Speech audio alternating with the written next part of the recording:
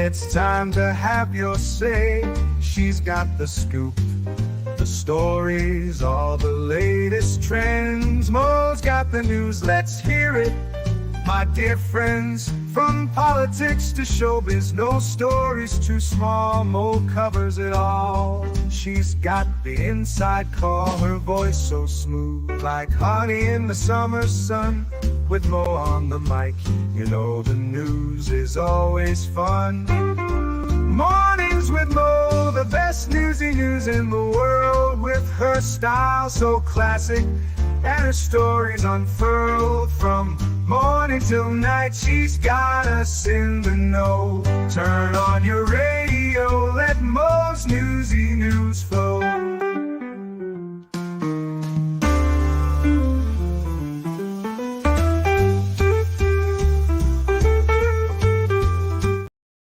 Good morning, everyone. It is Wednesday, the 25th. We have closing statements in the Karen Reed case coming up later today, and we have some pretty big international news.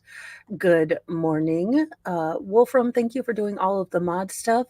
Obscure Destination Outdoors, thanks for becoming a subscriber. Thank you so much. Wicked Wookie, good morning. Fraudit Terminator, good morning. And Jedi Jess R, I hope you're having a good morning. Well, the first and news I never expected to see, well, in this current administration, but Julian Assange is out of prison. That's right, he is going straight to Australia, will not step foot in America. And good morning, Terry D. So it looks like he has come with, or to a settlement with the U.S. Justice Department, and he will be going back to Australia. Julian Assange dropped $500,000 for a flight to a remote island to avoid setting foot on the U.S. mainland. Good morning, John Gary. WikiLeaks founder Julian Assange shelled out $500,000 to fly to a remote island to avoid returning to the American mainland after receiving and accepting a plea deal with the U.S. government and being freed from prison. Assange, 52, was freed Monday from a UK prison and flew to London's Stansted Airport to the U.S. territory of Saipan in the Northern Mariana Islands, an expensive $500,000 flight, according to reports. He will have a U.S. federal court hearing Wednesday morning on the remote Commonwealth Island. There, he will plead guilty to a conspiracy to obtain and disclose national defense information for releasing classified reports of the U.S. wars in Afghanistan and Iraq on a WikiLeaks site, the U.S. Justice Department said in a court document filed Monday. Assange reportedly refused to set foot on the American mainland, instead opted for the tropical island as it was closer to his homeland of Australia, the Sun reported. Good morning, Fraudit Wrangler. The American territory is only about 1,800 miles from Australia compared to the 7,000 miles it would have been from Hawaii. Emily Crawford, a professor of Sydney University School of Law, explained the decision to Reuters, telling the outlet, quote, he has to front up to charges that have been brought under U.S. law. It had to be U.S. territory, but it had to be a U.S. territory closest to Australia that wasn't a U.S. state like Hawaii, she added. After he pleads guilty to one charge, he is expected to be allowed to fly home, with his 5 years in the U.K. Counting as time served. His wife, Stella Assange, said he will seek a pardon from the U.S. after pleading guilty, basically. Oh, thank you so much. That will be awesome. She told Reuters it's been a tough few years, and she would not really believe he was free until they were united. I feel elated. I also feel worried, because I'm so used to this. Anything could happen. I'm worried that once it's fully signed off, I worry because it looks like we've got there. I'll really believe it when I have him in front of me and I can take him and hug him, and then it'll be real, she said. The couple said the two children are with her in Australia, so their 2 children are with her, but she has yet to tell him that or tell them that they have been freed, or he has been freed. So she's not yet told the kids because, again, it is, the government, and I can't imagine. Oh, and check out Fraud at Terminator. It looks like he's going to be doing a live stream at 1 p.m. Central Time, so check it out. Yeah, I don't trust this administration. I barely trust the three-letter agencies. So he is very smart for spelling or for shelling out cash to not go into U.S. territory. Because my guess is the Uniparty is not happy with this at all. And Mr. Assange, this is not a. I would keep your head on a swivel, Mr. Assange. I'm just saying. Um, all I told them is there was a big surprise on the morning that we left. She told BBC4 Radio. I told them we were heading to the airport. We got on the plane, and I told them we were going to visit our family, their cousin, their grandfather, and so on. And they still don't know. His wife confirmed that they intend to launch a fundraising campaign as the flight he chartered to Saipan cost a stunning $500,000, and he will likely return home in debt. Assange heralded as a hero journalist who exposed U.S. military abuses by some and a criminal who threatened national security by others, was accused in a federal indictment of aiding U.S. Army intelligence analyst Chelsea Manning in stealing hundreds and thousands of classified military files, which WikiLeaks then published in 2010.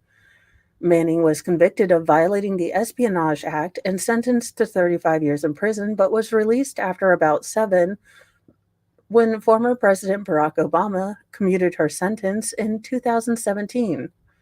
So there we go. It's in a story that's going to make me, well, scared to work out, at least near windows.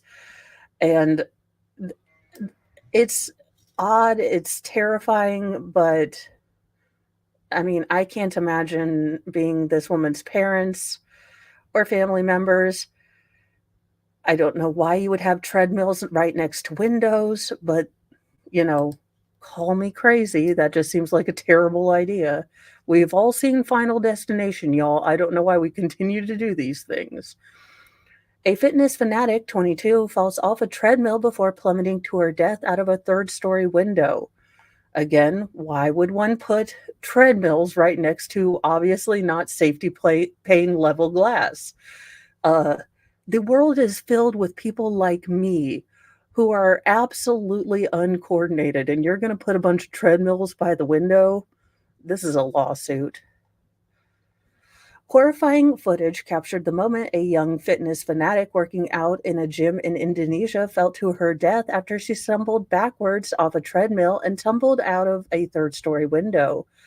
Video taken from security camera shows the 22-year-old woman on a treadmill at a gym in Ponyek, West Catamaran. Look, y'all, I do my best with these international stories, but they always kick me in the behind because phonics is hard. Footage shows the woman working out near the end of a long line of treadmills inside the packed gym before she stops and allows the belt to move her backward. I mean, I feel terrible for this woman's family, but I also wonder who authorized treadmills right next to a daggone window.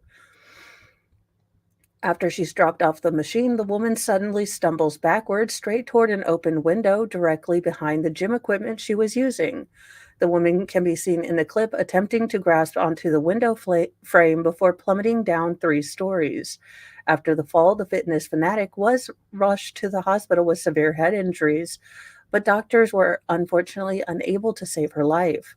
An autopsy report showed that she suffered extensive bruising and lacerations to her head.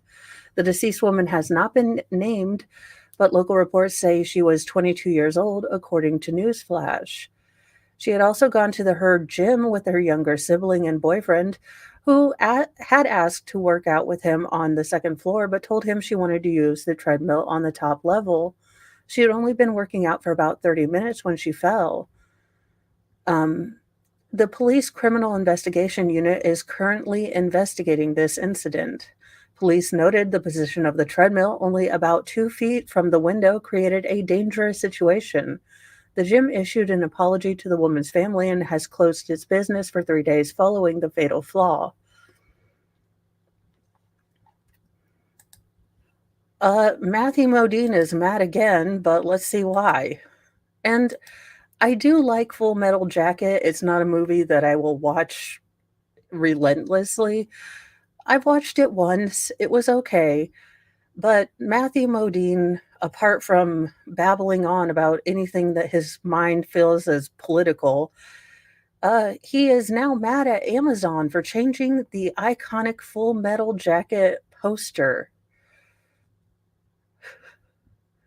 What's that's supposed to be some kind of sick joke? Matthew Modine, who starred in the 1987 Stanley Kubrick war comedy Full Metal Jacket, is outraged that Amazon changed the artwork on the platform's landing page to rent the film. Modine, 65, took to X to slam the streamer for tweaking the poster of the Oscar nominated film. Quote, "Who decided to remove Born to Kill?" Matthew Modine blasted Amazon in his tweet, adding, "Not only did they alter a piece of iconic art by Phil Castle, but they completely misunderstand the point of it being there."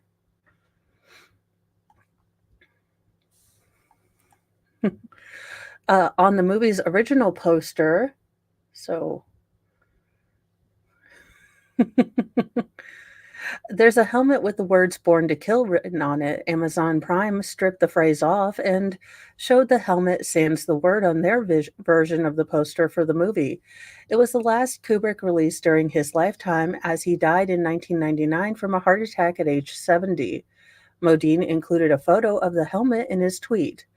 "My character, Private Joker, wears a helmet with Born to Kill and a peace button as a statement about the duality of man," Modine, who is also known for Stranger Things, continued. The movie, which co-starred Adam Baldwin, Vincent D'Onofrio, and Lee Ermey, follows a platoon of U.S. Marines in the Vietnam War era. They go to boot camp, struggle under their drill sergeant, Gunnery Sergeant Hartman, and were also shown having experience during the Tet Offensive of the war. It's considered to be one of the most iconic war movies ever made. Modine wrote in his 2005 memoir that when his wife, uh, Caridad Riviera, needed emergency C-section during filming, Kubrick told Modine he couldn't leave the set. Quote, "She's having the baby, not you. You'll be in the way," end quote. Kubrick, the man of the man of so much humanity. Kubrick, you formalized this look, and now every single activistic weirdo that I see that gets jailed generally has the Kubrick stare, and you cannot fail to look, slightly unhinged with this particular stare. But yeah, the drill sergeant was Gunnery Sergeant Hartman was probably how I imagined I not how I imagined I would parent sometimes, but sometimes you need that gunnery sergeant voice with young feral wild boy children. Uh, According to Modine's account, when he returned with cigars, telling everyone his new son's name is Bowman, Kubrick snapped, quote, "Why didn't you give him a normal name?" In a key scene, a commanding officer asks Private Joker why he has words on his helmet, asking, "What's that supposed to be? Some kind of sick joke?" Private Joker tells him it means the duality of men, the Jungian thing, sir, referring to Carl Jung. It wasn't clear why Amazon edited the poster. Well, because they're doing so great with Amazon Rings of Power that they're just like, we'll just destroy classics too. Uh, why on earth would they do this? Another fan commented. Here we go again. Hey, corporations, stop censoring art, another fan wrote. Another complained, it's not okay to censor history or art. The poster on Amazon has since resumed its original look. According to Deadline, Warner Brothers asked for the digital page for Full Metal Jacket to be updated to reflect the original art. Prime Video was not available for comment. They're too busy, I know, probably destroying something else from my childhood. For my listeners in the Midwest, we are dealing with some flooding situations, and hopefully, you all are staying safe, staying prepared. Don't drive through standing water, all of those things that, I keep telling my girls all the time because we do live in sort of hilly areas with kind of flood zones as they're learning to drive. But at least two dead as devastating Midwest flooding triggers evacuations. Flooding in Midwest has caused severe damage, collapsing a bridge, weakening a dam, and forcing evacuation of a town. Nearly 3 million people in Iowa, South Dakota, Minnesota, and Nebraska have been affected. In the border area of Iowa and South Dakota, devastation from record flooding was widespread and severe, according to Iowa Governor Kim Reynolds.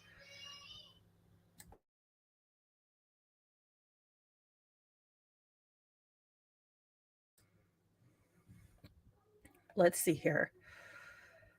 Uh, at least one person in Iowa and one person in South Dakota have died. Flooding impacts will continue in parts of Iowa and South Dakota, but the chance for additional rainfall in the next 2 to 3 days is low, the National Weather Service said in an update Monday afternoon. In Clay County, Iowa, Sheriff's Office confirmed that one person drowned over the weekend as a result of the floods. Spencer, a city of more than 11,000 people, and a county seat of Clay County, was cut off from the rest of the state by floodwater. Hundreds were evacuated to shelters, and 338 rescues had been made, Spencer Fire Chief Jesse Colson said. Nate Gastelum, 20, said he was home with his roommate in Spencer when they realized they needed to flee. We stared at the street and then started at the street, then ended up at the back of the house because we had to keep backing up, Gastelum said.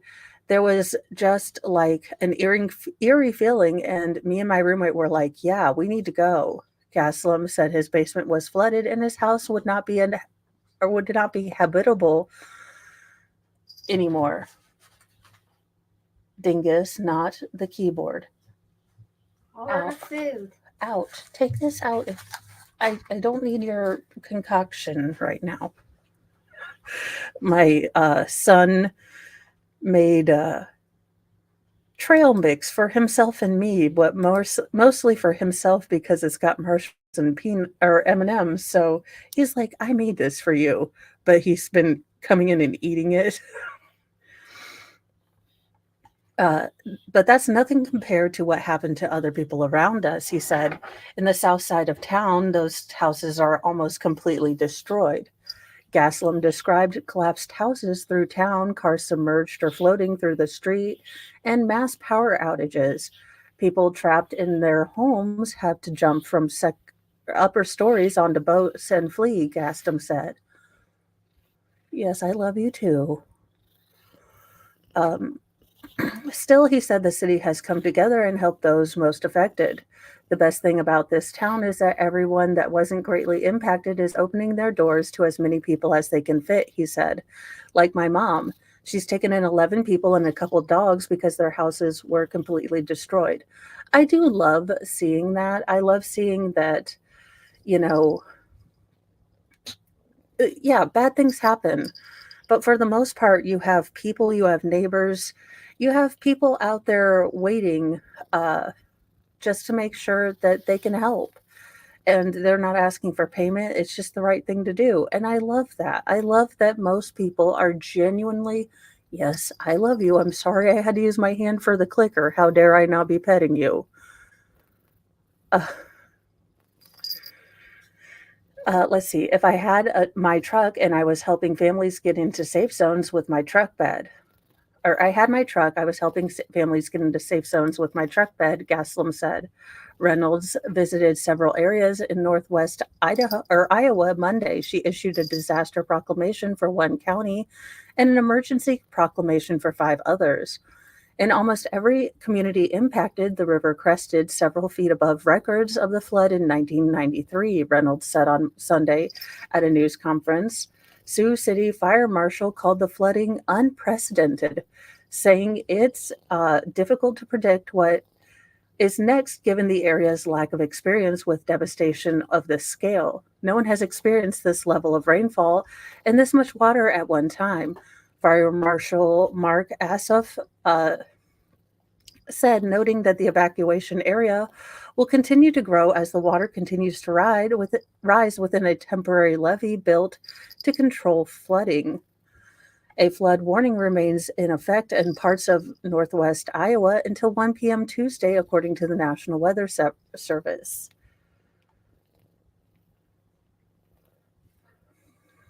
A railroad bridge connecting Sioux City, Iowa to North Sioux City, South Dakota collapsed Sunday night and fell into Big Sioux River.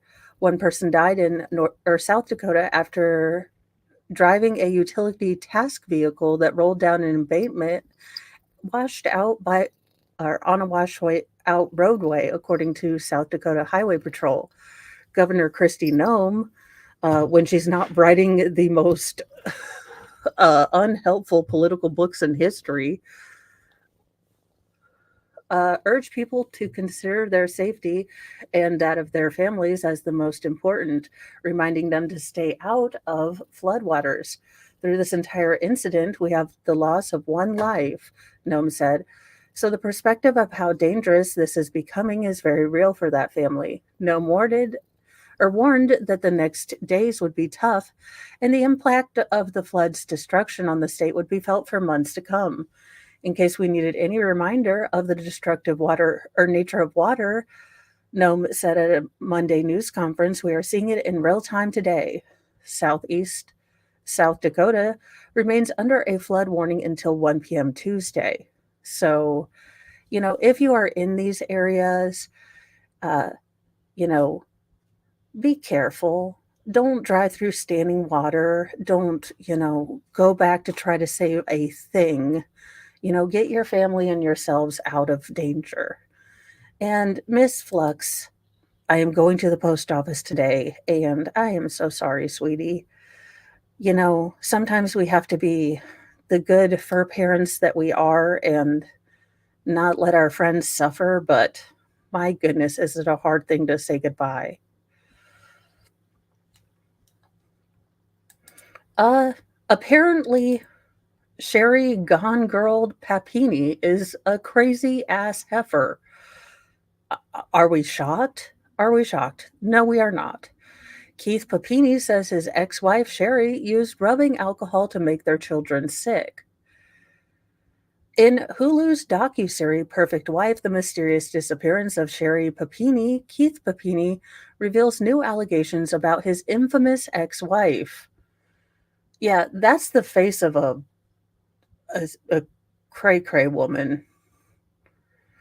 In Hulu's docuseries about Sherry Papini's bizarre 2016 kidnapping hoax, her ex-husband Keith Papini tells his side of the story and claims that he learned the woman he was once married to allegedly made their kids sick on purpose. In November 2016, Sherry was missing for 22 days as the nation and her loved ones searched for her. On Thanksgiving Day of that year, she was found alive and subsequently claimed that two Hispanic women abducted her while she was jogging near her Redding, California home. Nearly 6 years later, she was arrested in connection with the purported kidnapping after investigators discovered she willingly stayed at an ex-boyfriend's home in Costa Mesa, California, and caused multiple self-inflicted injuries to make her story seem believable. After years of denial, Sherry admitted to the hoax and pled guilty to one felony charge each of lying to law enforcement and mail fraud in April 2022. Days after her plea deal, Keith, who believed for years that his wife was telling the truth, filed for divorce.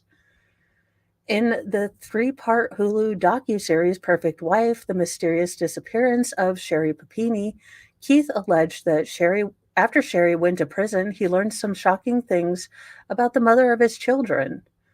Quote, one day after Sherry was already in prison, as I go and lay my daughter to bed, I push off the bed and I make a little grunt sound like, ah. You know, I was a bit sore, Keith says in the docuseries. Violet was like, Daddy, are you sick? And she goes, why don't you do mommy's trick? And I was like, mommy's trick? What are you talking about? And she's like, well, you just breathe in this rubbing alcohol. And I was like, what? She goes to the bathroom where she knows the rubbing alcohol in, wads up a thing of toilet paper and just soaks it in. Dingus, no keyboard. I will get you your own keyboard, but not right now. This is my keyboard. Wads up a thing of toilet paper, just soaks it, and then hands it to me to breathe. Keith then asked his daughter, how often did you do this? She responded, well, when we got sick, we did it every day. And the next thing I know, my kids were getting forensic interviews done, find out Sherry would soak rags of alcohol and put it in a Ziploc bag, tie a string, Keith alleges while choking back tears, tie a string around their neck onto the Ziploc bag so that they would continue to smell the fumes and make them not feel good, so that she could take them to the doctor. What a horrific cow. Allegedly. For legal purposes. But Elon Musk, I think we have a candidate for Mars. With or without spacesuit. You take your pick. I'm okay with it. Sherry's lawyer did not immediately respond to people's requests for a comment. Sherry sees her children, who are now 9 and 11 years old, once a month during supervised visit. Keith has sole custody, thank God. She has not been charged with a crime in connection to the behavior alleged by Keith in the docuseries with respect to the couple's children. So obviously at that point, it really made things a lot easier to think of her in a different light, as if she didn't exist, Keith said in the docuseries. Keith told People in an interview before the release of Perfect Wife that with the exception of court settings, he no longer has any contact with Sherry, who will be released from prison in October 2023. So she's already been released, but keep this woman the heck away from children, small people, puppies, the elderly. Can we make her go to Madagascar just asking for a friend? And we need this. In Lord Chippy awaits, no trial, no due process. I'm okay with these two just going straight to Lord Chippy for adjustment. And thank you, Siri, for gifting 1 membership, and that went to yourself.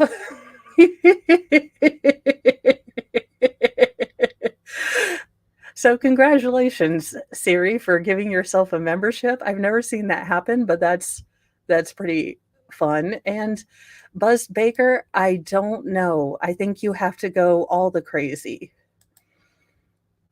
But in no joke, for 2 people that need not that one, tag on it, need to go all the way to Snake Island, and or if the plane goes down the Bermuda Triangle, I have no issues. 2 monsters asking for directions lured a 12-year-old girl to a bridge where they bound and strangled her before dumping her body in a bayou.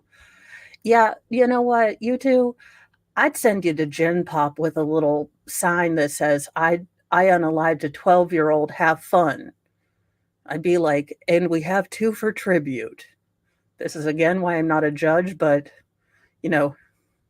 things keep going the way they go, and I'm going to be a judge.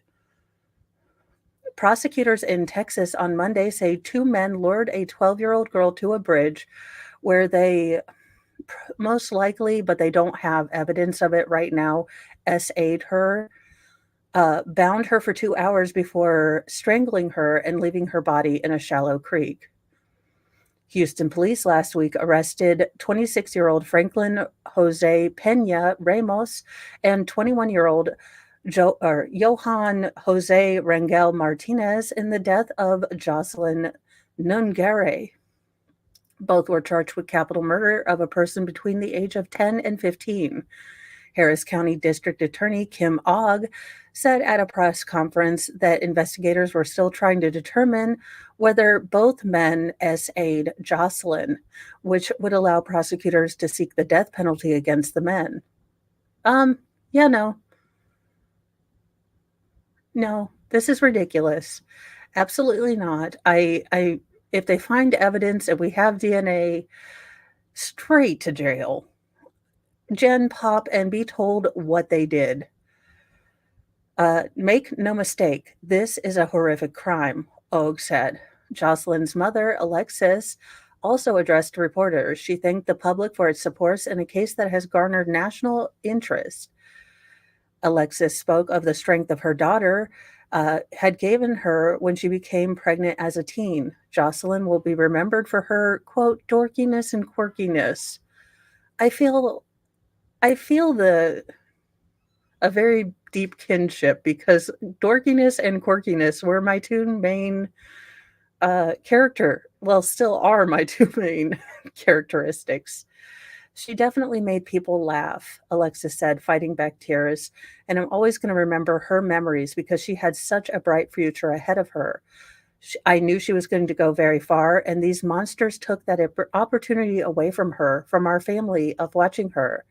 A judge sent Pena Ramos's bond at $10 million. Prosecutors said he arrived in the Houston area mid-May. Martinez's bond is slated to be set on Tuesday. Both men are reportedly from Venezuela and got here without an invitation. Our immigration system is broken, and if ever there's a case that reflected it, it's this one, Ogg said. As Law and Crime previously reported, the investigation began around 6:15 a.m. June 17th when cops discovered Jocelyn's body near a bayou on West Rankin Road. The autopsy determined she'd been strangled. Houston Mayor John Whitmire told reporters last week that she had also been SA'd, but investigators are still trying to confirm that detail. The heinous crime set off such a fervent search for a person or persons responsible. Detectives learned through interviews and surveillance videos that Jocelyn had snuck out of her apartment late June 16th to go hang out with her 13-year-old boyfriend. Prosecutors say the suspects asked Jocelyn for directions at a 7-Eleven and later took her to the bridge on Rankin Road where they unalived her. And I can't imagine how this mother is coping. I mean, to have your daughter, maybe sure, she snuck out of the house. She did a dumb teenage thing. But when you're a dumb teenager, preteen, you don't think of all the dangers that are out there. You just think, I'm going to go to my boyfriend, and people are generally good. And she has to run into these two monsters. I mean, it's hard to make sense of these things. It's hard to understand why this would happen in in this world. What good, what anything could come from this. And this 13-year-old she didn't realize that there are absolute terrifying monsters out there. And if you want to know the things that keep parents up at night, keep involved aunties and uncles and people that have stepped in to be these, parental figures for kiddos, because you don't have to give birth to a kiddo to want the best for them. Bonds aren't just blood, but this is the stuff that keeps us up at night, because we know that no matter how kind we want the world to be, there are these monsters out there that will just take, a kind girl who is doing something a little silly, being out of her house, going to see her boyfriend, ask her for directions and then lure her into this. I mean, I'm sorry, you guys, but I'm okay with, if we get DNA, these two get capital punishment and it's on a freaking express ramp, like 10 items or less, we're done. We'll do the absolutely necessary appeals, but you're not sitting here for 20 years. I'm not babysitting your behind with my, tax money. You guys either start, kicking rocks or doing something. I'm kind of fully okay with a Joe Arpaio kind of prison for these people. After releasing surveillance images to the public, investigators identified Peña Ramos and Martinez as the suspects. SWAT teams arrested the men at their apartment on Thursday morning, cops said. As a mayor, as a grandfather, as a father, it doesn't get any worse, Whitmer told reporters on a Tuesday conference. Jocelyn's family was devastated. I'm angry they took advantage of her, the mother previously told CBS affiliate KHOU through tears. She was so young. She was 12, and you took my baby away. You took her away. And now I get to let her baby brother know his older sister is never coming home. A family friend started a fundraiser on GoFundMe to help pay for funeral costs and other expenses.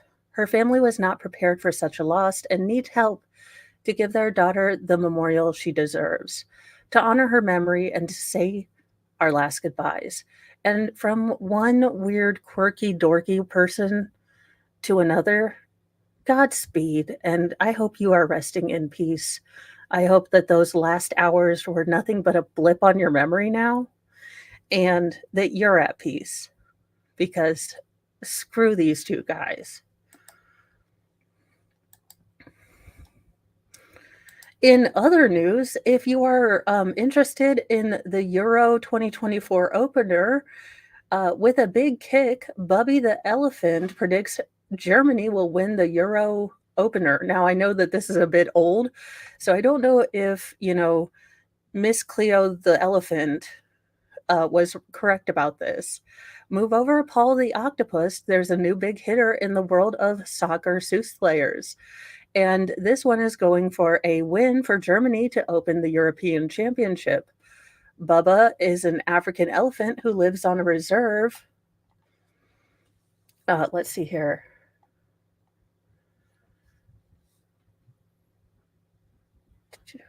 In Virginia, in central Germany, and was tasked Thursday with predicting the victor in the Euro 2024 match between the host nation and Scotland in Munich on Friday. Bubba had to kick the ball toward flags of the German and Scottish of Germany and Scotland that were on either side of a makeshift goal. The ball did skew toward Germany. Bubba, who was originally from Italy, then waved the flag of her adopted home and shared a bucket of barley. Her keepers discovered her enthusiasm for soccer by chance when a ball rolled into her enclosure, and Bubby immediately kicked it back. Paul the Octopus, known as the Oracle of Oberhausen, gained notoriety by successfully predicting the outcome of matches in the 2010 World Cup. So there you go.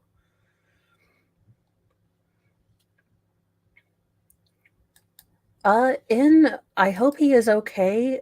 This looks terrifying. Let's see if so we can play this. You won't hear sound.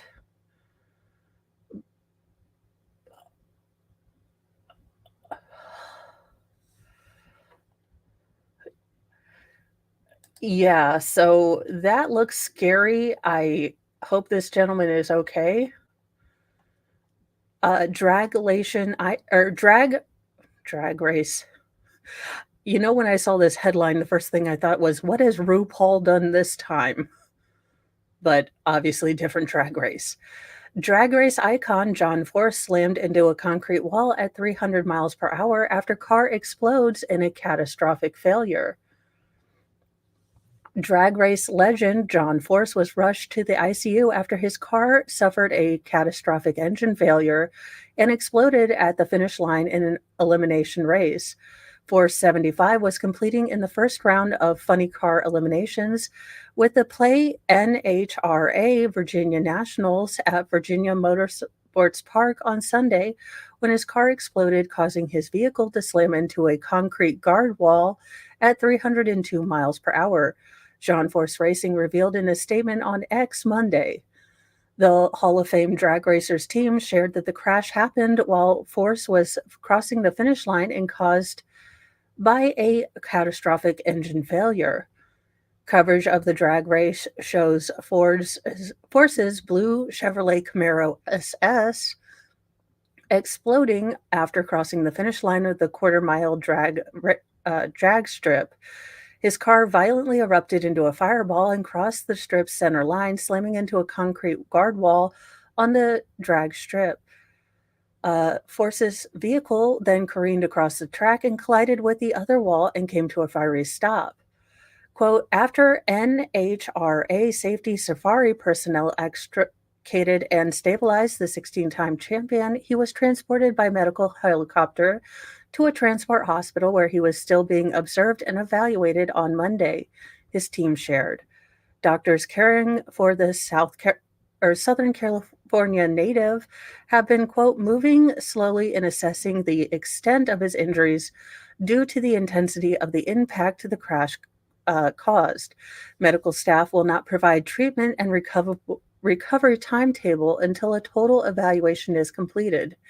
His daughter, two-time NHRA top fuel champion Brittany Force, remains by his side at the hospital, his team shared. She has also been competing in Sunday's event. Force's team will provide updates on the condition of the 157-time tour winner in the coming days. Watch your childhood hero going through that was horrifying, Virginia Motorsports Park VP Tyler Crossanone told TVR following the crash. Seeing him get out of the car, even under his own powers, was a blessing. Virginia Motor Parks officials are investigating what caused the potentially fatal crash.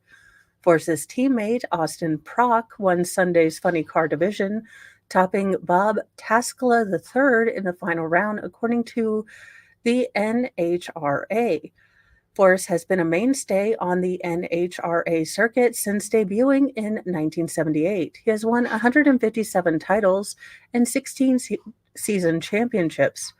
Force was seriously injured in a 2007 crash in Ennis, Texas. Force currently ranks second in the 2024 NHRA Funny Car standings through 9 of the 21 events this season. The drag legend won a record 157th NHRA race in New Hampshire only 3 weeks ago. After winning the series' first 8 races, he is pursuing his 17th NHRA Funny Car Championship. So hopefully he is okay. And he is, J. Kitty Buck, let me see here. He is 75. So I hope that he will be back. I hope that he is not hurt and that they figure out what went on. I don't know. As a non-carologist, I have no idea what would cause the car to erupt in flames, but I'm sure they can figure it out with science, maybe getting the ARCA guys. I'm just saying for a friend, if we could see Dr. Wolf again, I'd be okay. So would Bev be okay. Zach, thanks for the $5. Not for you, Mo, for Miss Yulma. And I won't tell Bonking Baker how much you can't stand being on his channel or that Jamie made you do it. Zach, what would we do without you? Well, apart from me spelling like a 3rd grader and not grammatically correct stuff, I can't imagine. In scary news for a Chicago woman has vanished in the Bahamas while attending a yoga retreat. And this is why I won't do yoga. Not because I'm totally anti-flexible and breathing and trying to remember things while in a split squat is not is not my idea of centering.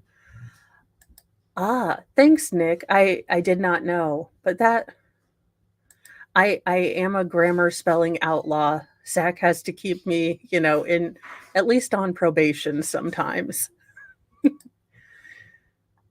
A Chicago woman went missing in the Bahamas while attending a yoga retreat, according to the Royal Bahamas Police Force. Authorities said Taylor Casey, 41, was last seen on Wednesday, June 19th, on Paradise Island, just north of Nassau. Casey was on a yoga certification retreat when the retreat center noticed she was not on class on Wednesday, according to a Facebook group dedicated to finding her. I am currently in shock and can't believe I'm making this post. Taylor is such a sweet person who cares so deeply about the community. Find Taylor Casey, one user wrote on a report or on the post. The circumstances surrounding Casey's disappearance are unknown, and police did not immediately provide a specific timeline of her last known interactions. Anyone with information about Casey is urged to contact the Bahamas Criminal Investigation Department. Casey's disappearance comes as the U.S. Embassy in the Bahamas issued a warning and travel advisory to Americans in the beginning of the year, citing 18 murders that have happened on the island nation since January 1st. Murders have occurred at all hours, including in broad daylight on the streets, the warning read. Retaliatory gang violence has been the primary motive in the 2024 murders. The embassy also previously warned Americans traveling to the Bahamas to exercise extreme caution in the northern portion of New Providence Island and to keep a low profile. U.S. officials added those traveling to the island should not physically resist when being robbed and use caution when traveling at night. The State Department put the Bahamas on its exercise increased caution warning list and said gang violence is behind the increase in murders. Well, I hope they find her. I hope nothing bad happened to her. I mean, I'm sure it was a dream trip to go to learn about yoga and go somewhere out of the United States for a while. So I hope that they do find her. I hope she wasn't a bystander or collateral damage in some sort of gang retaliation. In a cop who must have gone to the John Proctor School of Lawing, quote, he enjoys hurting people. Cop punched people he pulled over, shared photos with glee of those who he injured. It's almost like he forgot Cellbrite existed. We're not hiring the best. A former sheriff's deputy in Kentucky who prosecutors said targeted people smaller and weaker than himself before punching or assaulting them during routine traffic stops has been sentenced to a little over 9 years in prison, according to a statement from the U.S. Justice Department. A jury found Tanner M. Abbott of Danville, once a deputy at the Boyle County Sheriff's Office, guilty of multiple charges, including 4 counts of violating constitutional rights, a single charge of conspiracy, and a single charge of falsifying records. Abbott, 31, was fired in 2021 after posting the identity of a confidential informant on Facebook upon discovering that the person had criticized him on social media. Yeah, he seems stable. He had first joined the sheriff's office in 2017 after working as a pizza delivery driver, according to court records.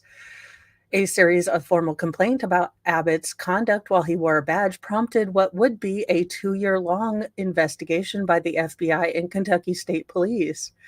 He would not face charges until 2023, and he was tried and convicted by a jury in March. Quote, instead of protecting and serving the community, the defendant was physically abusing people, even bragging about the injuries he caused, U.S. Attorney Carlton Shire said on June 21st. That is not law enforcement. That is brazen criminal conduct. The community deserves better. Fortunately, he is now having a criminal sentence that he deserves. In a sentencing memorandum filed by federal prosecutors in May, extensive details about the violent episodes were unraveled.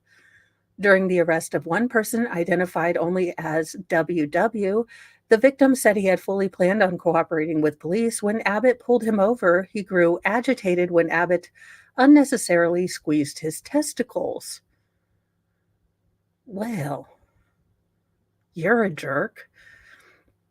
Video evidence confirmed WW was peaceful during the arrest, but as soon as he turned his head to say something to Abbott after his, well, berries were squeezed or bruised, Abbott punched him in the face.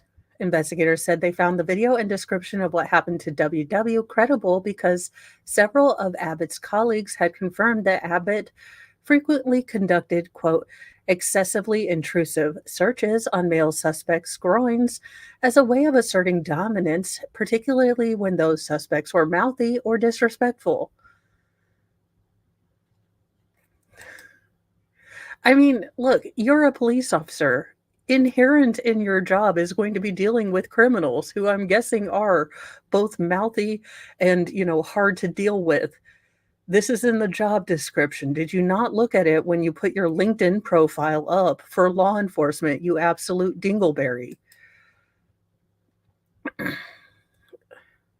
Investigators said they learned that multiple other men Abbott had arrested had launched complaints about his excessive touching of their twig and berries. Along those lines, a text message entered into evidence at the trial showed the officer writing to Abbott, "You all but stroked his junk the other day, Tanner." Abbott replied, "He liked it." What in the Proctor School of flippin', super troopers is this bullshit?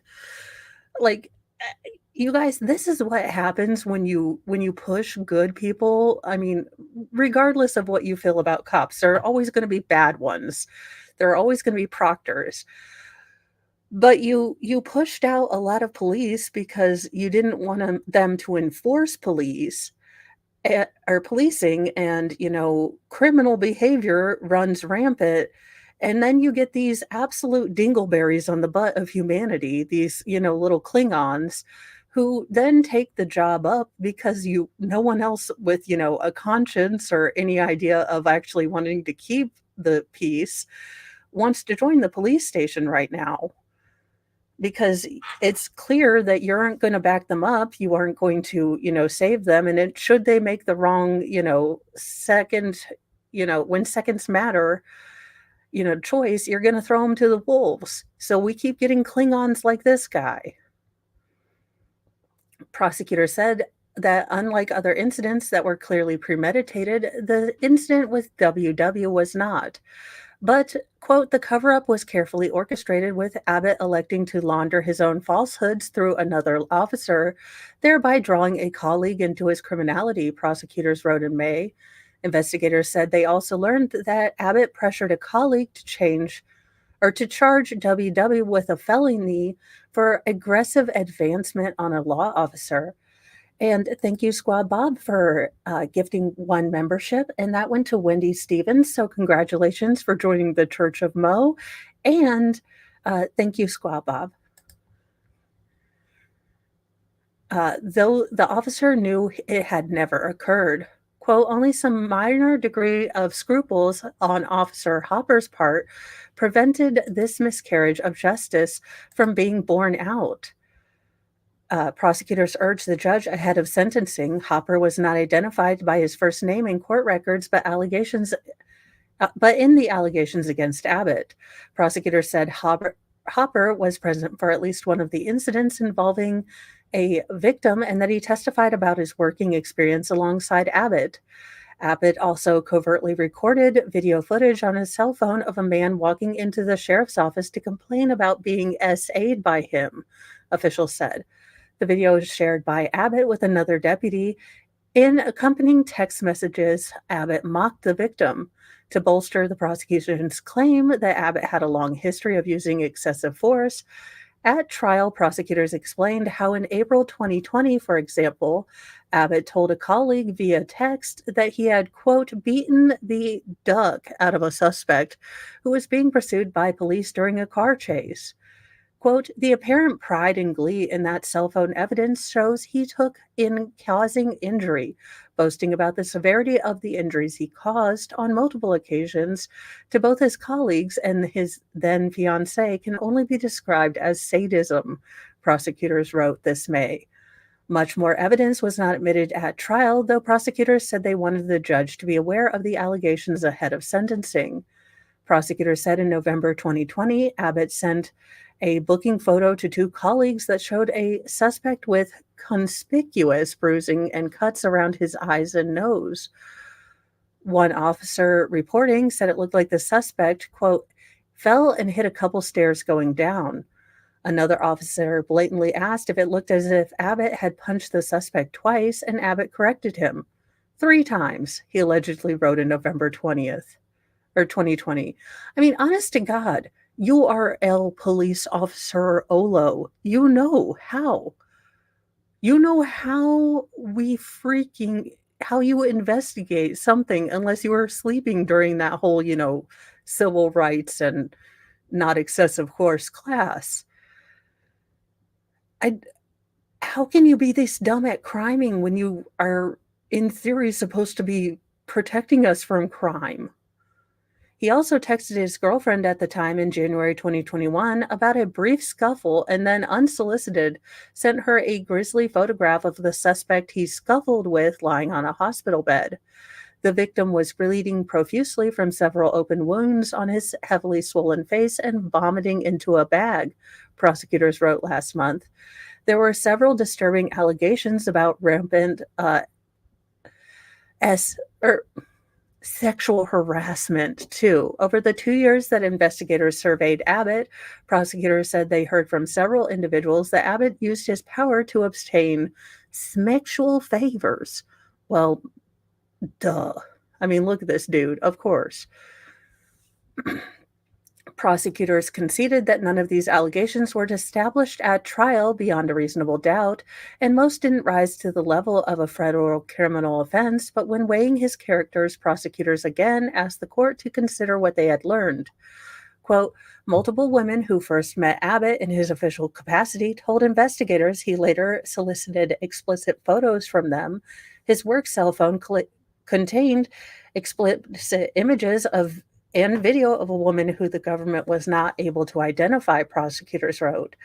One alleged exchange came after Abbott bragged to a fellow officer about seeing a woman's booblets at a traffic stop.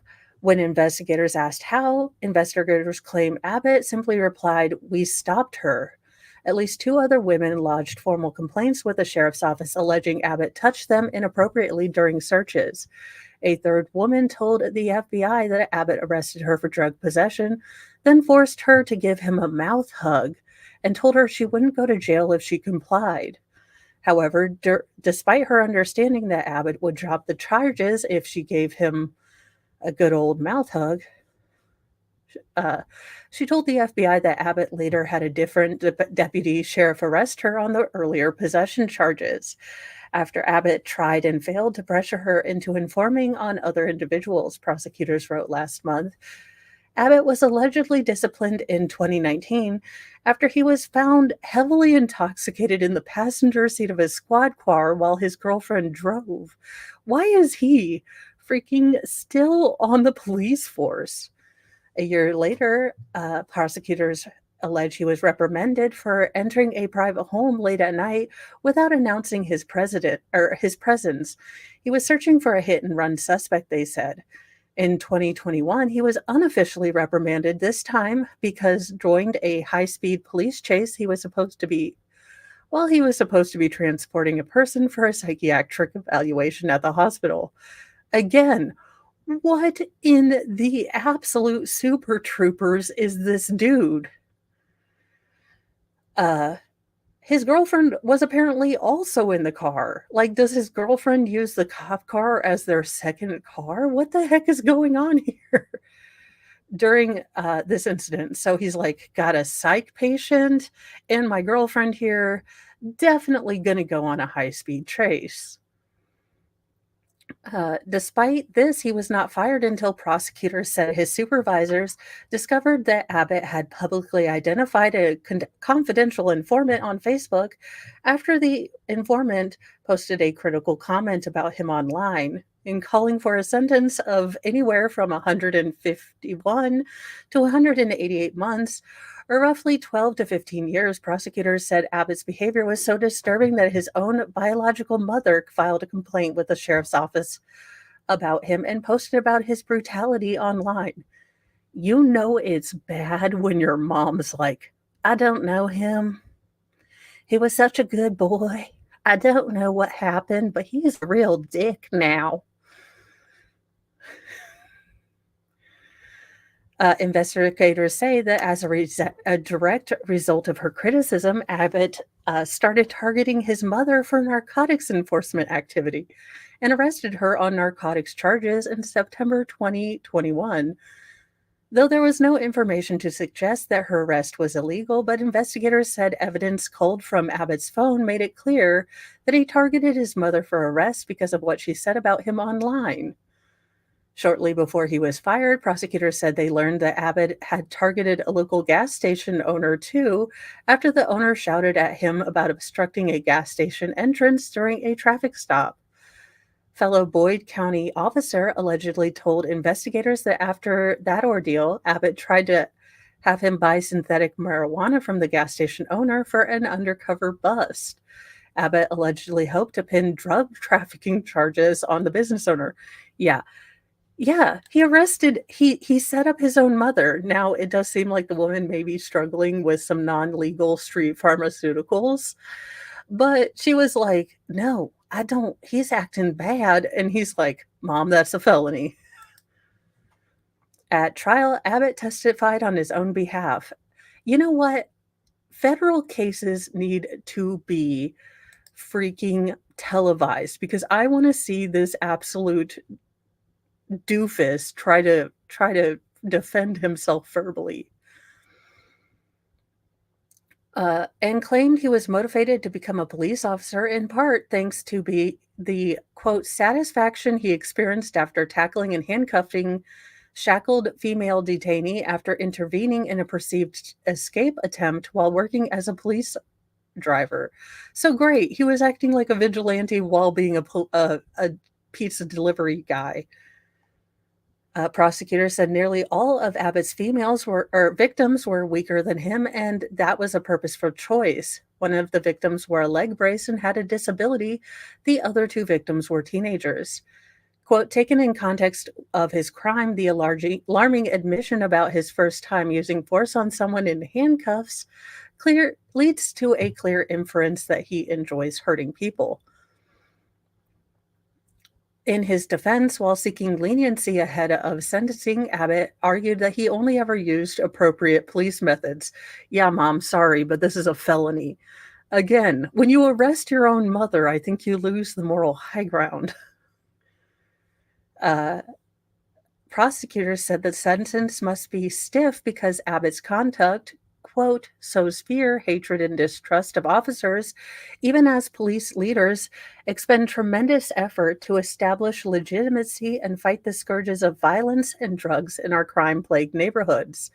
The defendant repeatedly used lawless violence to punish petty slights to his ego and authority.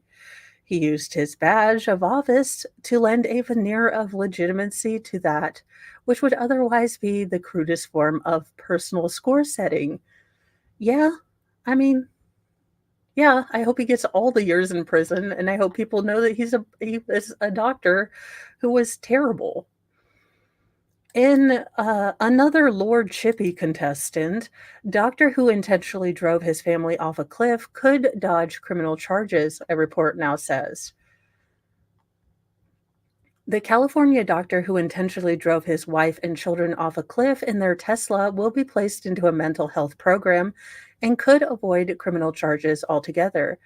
San Mateo Superior Court Judge Suzanne Jabowski granted radiologist Dharmesh Patel, 42, admission into a 2-year psychiatric diversion program last week. He will soon be released from jail, Pasadena Now reported. Patel was driving with his wife and 2 young children along Highway 1 in Half Moon Bay near San Francisco on January 2nd, 2023, when he hurtled over a stretch known as the Devil's Slide and crashed into the rocky beach below. The family miraculously survived the 300-foot plunge, but Patel's wife suffered severe spinal injuries.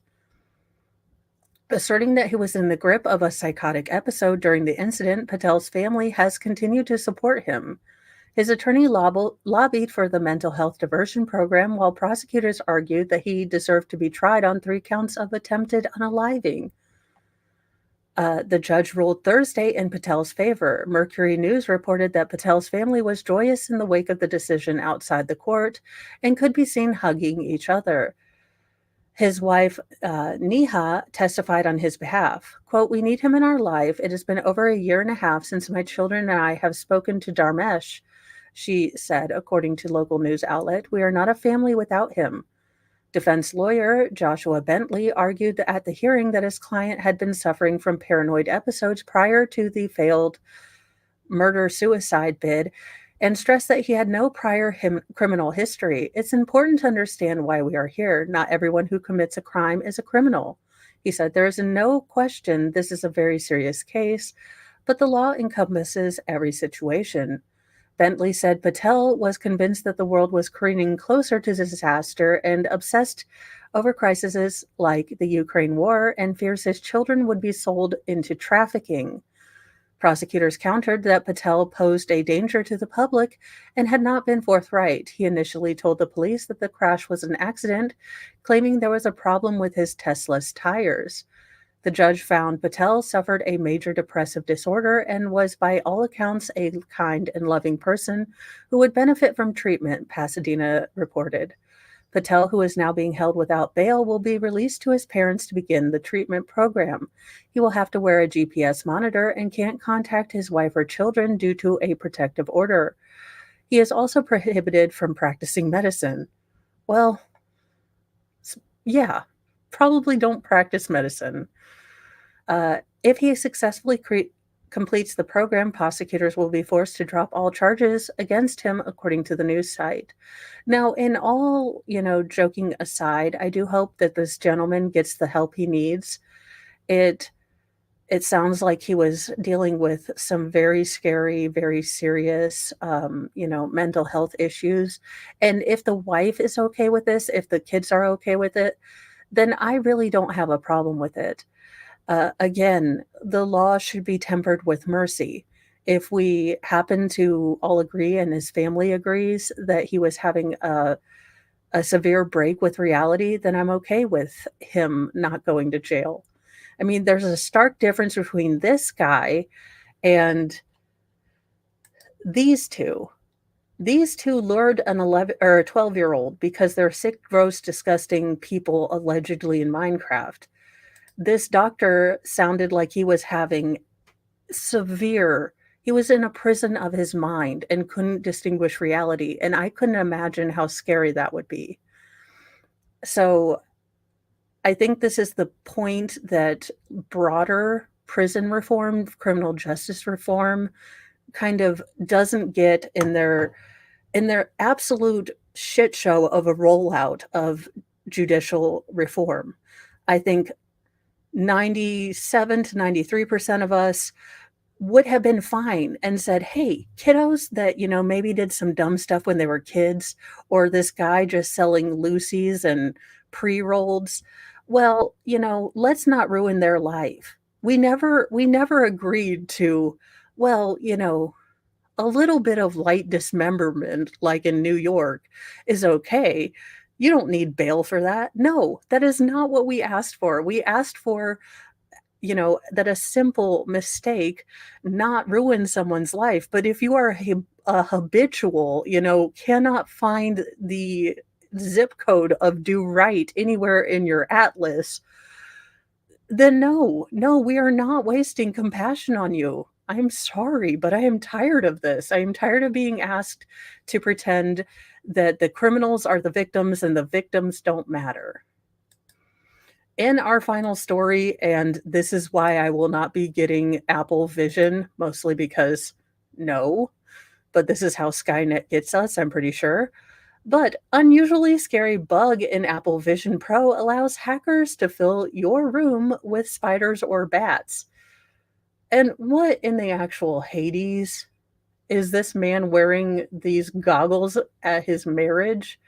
I swear to God, Mr. Mo would, this man is never going to hear the end of this because he's an absolute jerk face right now. No, that's a hell no for me. If this is the kind of bug that could infect my visual viewing centers, no thank you. Talk about a software bug. A tech expert discovered, quote, an unusually scary vulnerability in the Apple Vision Pro headset, which lets hackers flood your virtual reality with spiders, bats, and other spooky terrors. Look, I already sent Mr. Mo pictures of Nancy Pelosi in a swimsuit. I'm just saying, I've seen some things. In other words, while calmly sitting in your living room with the headgear on, an army of arachnids may pop out of cyberspace and crawl towards you as a barrage of bats begin flying overhead. It includes sound and an all-invading, kind of fear to your augmented real-life location. Researcher Ryan Pickren recently uncovered the creepy security gap triggered by opening harmful websites on Safari and wrote about how easily a user can get trapped in a never-ending nightmare. Essentially, all a person has to do is accidentally visit the wrong website, then say goodbye to their sanity. Yes, I too have read BuzzFeed. It allows malicious websites to bypass all warnings and forcefully fill your room with arbitrary numbers of animated 3D objects, Pickren wrote, adding that it requires no user interaction whatsoever. Even better, these features will work by default out of box, so the victim does not need to enable any fancy experimental features. While having to play virtual pest control after an attack only adds insult to injury. Yeah, no, I'm good. There's no obvious way to get rid of them besides manually running around the room and physically tapping each one. Closing Safari does not get rid of them. Fortunately, Apple has since addressed the bug of all bugs. This is, yeah. Yeah, not a good look. Not something I would tolerate, but okay, are we thinking that Safari wants us to get more cardio? So they're like, come on, America, we're going to flood your fun Googles with all fake bugs. So you have to get out of your chair. If you want some more 3D prawn, you got to kill all these spiders. Celestial Force, that is apparently a photo of the spiders that will fill your little goggly doodads with, photorealistic spiders running all around your virtual room. It's almost like just reading a plain paper book is going to be a good option here lately. Between Boeing and this BS, I'm okay with just going back to paper books. I've got plenty of them. In fact, I may need to cull the herd, but I can also get more bookshelves. So, anywho, guys, that is the morning news with Mo. Thank you all for joining, and I will be sending you over to Brogan Baker. They are getting ready to do the closing statements in the Karen Reed case. Now, Boston is different, so the defense will go first for an hour, and then the state will close for an hour. So you can just stare off into space drooling while Lolly is there. I will be joining, but the boys do have tutoring, so I will be in and out this morning, and then I may do, if you guys heard about the case of the gentleman being released from death row and having 4 mistrials, basically, Jess was able to find all of the sort of opinions and different things from all the trials. So I may do a stream of that this evening. Do remember that there is no nightly news with Mo tonight. It is date night. Because romantic stuff like taking middle daughter to go get her physical, but all the romance, real world. Anywho, I will see you guys in just a minute. I am going to make sure that the boy children are dressed because they apparently have to still wear the school uniform while tutoring in the summer, which I don't get. But it just serves to make me do more laundry, which, thank you. Any hoozle. Bye, guys. I will be over there in just a couple minutes.